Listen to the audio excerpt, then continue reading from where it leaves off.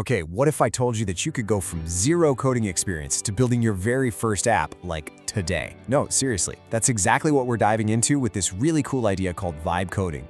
You know the feeling, right? We've all been there. You're just minding your own business, maybe in the shower or out for a walk, and then, bam, this brilliant idea for an app just hits you.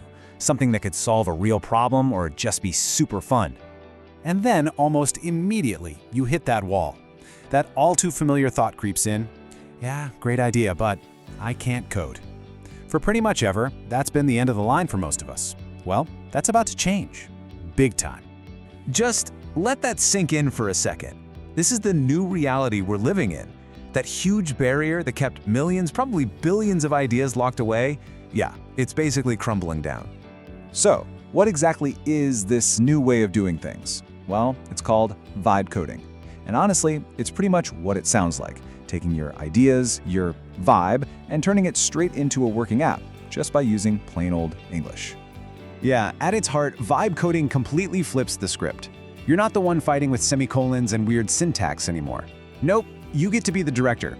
You just describe your vision, in normal language, and you have this AI co-developer that acts as your personal translator, turning your words into actual code. You bring the vibe, the AI does the heavy lifting.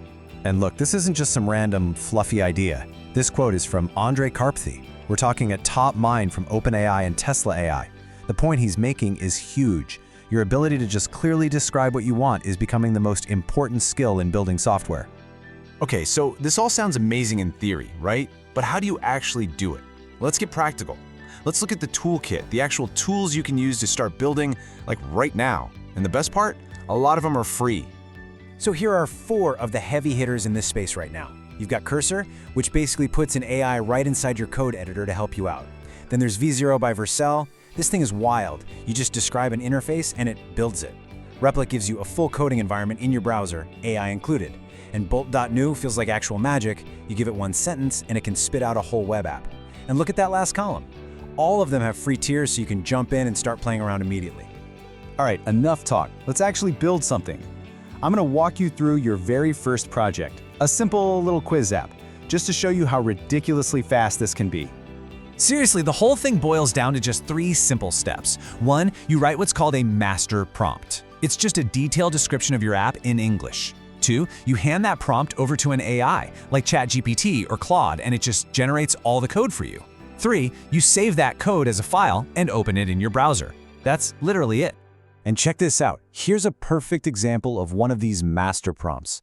The key thing here is what you don't see. There's no code. It's just instructions. Build me a quiz app. I want a dark theme. Show the score at the end. Make sure there's a restart button. You're just explaining the vibe you're going for. So you take that big block of code the AI spits out, you save it as an HTML file, which is just a basic web page, and you drag it into your browser.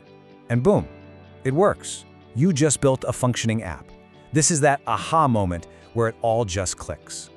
But wait, that first version? That's just the beginning.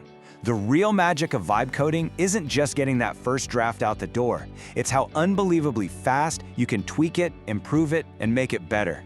This is what we call the vibe coding loop, and it's the most important skill to have.